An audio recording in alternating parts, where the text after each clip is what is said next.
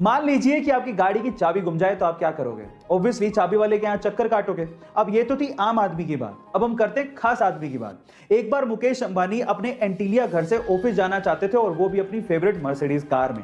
पर जैसे ही पार्किंग पहुंचे और उन्होंने अपनी जेब में हाथ डाला तो मर्सिडीज की चाबी नहीं मिली। पूरे घर में ढूंढ ली, वहां भी नहीं मिली। उसके बाद उनके मैनेजर ने स्पेशली मर्सिडीज के ऑफिस में फोन किया कि भैया चाबी नहीं मिल रही है। अगले दिन तड़के सुबह 3 बजे एक जर्मनी से हेलीकॉप्टर आया जो कि एंटीलिया के रूफ पे उतरा। एक आदमी नीचे आया, डुप्लीकेट चाबी मुकेश अंबानी जी के मैनेजर को हाथ में दी और उसके बाद वहीं से वापस जर्मनी लौट गया। रुतबा देख रहे हो गाइस? आपको ये सुन के कैसा लगा चैट सेक्शन में जरूर लिखिएगा। एक 16 साल का लड़का पाकिस्तान के खिलाफ उस वक्त बैटिंग करने के लिए उतरा जब भारत के 22 रन पर 4 मेन खिलाड़ी पवेलियन लौट चुके थे और उस खिलाड़ी के सामने वकार यूनिस जैसा बॉलर बॉलिंग करने के लिए खड़ा था। अचानक से वकार यूनिस का एक बाउंसर उसके नाक पे लगा, वो सीधे नीचे गिरा और उसके नाक से भयंकर खून बहने लगा। फिजियोथेरेपिस्ट ने कहा कि तुम वापस चलो, रिटायर हर्ट हो जाओ, लेकिन उस खिलाड़ी ने कहा मैं खेलेगा। उसके बाद उसने उसी ओवर में 3 बाउंड्रीज मारी और एंड तक नॉट आउट रह के मैच भी बचाया।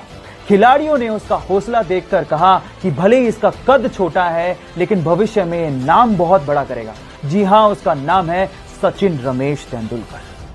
हमारे शरीर में फेफड़े ही वो पार्ट हैं जिसकी वजह से शरीर के एक एक अंग को ब्लड के थ्रू ऑक्सीजन पहुंचती है। यानी कि हमारी बॉडी के लिए ऑक्सीजन लंग्स यानी कि फेफड़ों से ही आता है। अब आप फेफड़ों का काम तो समझ ही गए हैं, तो अगर मैं आपसे सवाल पूछूं कि पृथ्वी का फेफड़ा किसे कहा जाता है तो आप लोग क्या कहेंगे? यानी कि पृथ्वी को एक्चुअली ऑक्सीजन कहां से सबसे ज्यादा मिलती है? चलिए मैं आपको बताता हूं। पृथ्वी का फेफड़ा कहा जाता है अमेज़न के जंगलों को, जो कि दुनिया के सबसे बड़े रेन फॉरेस्ट माने जाते हैं, जहां से पृथ्वी को 20% यानी कि 20% ऑक्सीजन मिलता है। गाइस, आपको ये इंफॉर्मेशन कैसी लगी चैट सेक्शन में जरूर लिखिएगा। गाइस, आपने अभी तक गैस के सिलेंडर भारी भरकम स्टील या लोहे के बने देखे होंगे, लेकिन हमारे आसपास इतना सब कुछ चेंज हो रहा है, तो क्या गैस के सिलेंडर का रूप चेंज नहीं होना चाहिए? फिकर नोट गाइस, क्योंकि अब इंडेन आपके सामने नए तरह के गैस सिलेंडर लेकर आ चुका है जो कि बने हैं फाइबर के। आप ठीक सुन रहे हैं, जहां पुराने सिलेंडर स्टील के बने होते थे वो काफी ज्यादा भारी होते थे, लेकिन नए सिलेंडर अब फाइबर के बने हैं जो कि उससे 50% तक हल्के होंगे।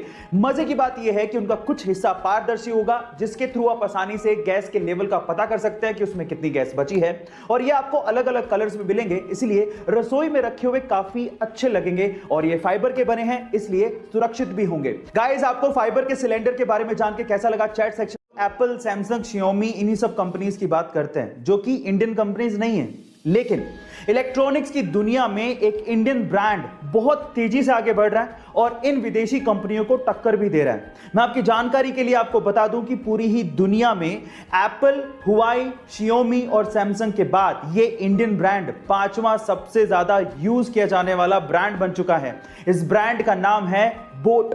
जी हां गाइस, बोट एक इंडियन ब्रांड है जिसे समीर मेहता और अमन गुप्ता ने 2015 में मार्केट में उतारा था। गाइस, आपको ये अमेजिंग इंफॉर्मेशन कैसी लगी और क्या आपको भी अभी as an Indian proud feel हो रहा है? चैट सेक्शन में जरूर लिखिएगा। गाइस, आपने स्कीइंग गेम के बारे में सुना है? सुना होगा, और नहीं सुना तो देखा तो जरूर होगा, जिसमें एक लकड़ी के पट्टे पे खिलाड़ी बर्फ के ऊपर यानी कि आइस के ऊपर स्लाइड करता है। अब ये एक इंडियन गेम तो नहीं है, लेकिन अगर मैं आपसे सवाल पूछूं कि वो कौन सी पहली भारतीय महिला है जिसने इंटरनेशनली भारत को पहली बार कोई पदक दिलाया हो स्कीइंग में, क्या आप जानते हैं? चलिए मैं आपको बताता हूं। उस महिला का नाम है आंचल ठाकुर, जिन्होंने 21 वर्ष की उम्र में सन 2018 में इंडिया को पहली बार स्कीइंग में कोई इंटरनेशनल पदक दिलाया, और वो भी ब्रोंज मेडल उन्होंने अपने नाम किया था।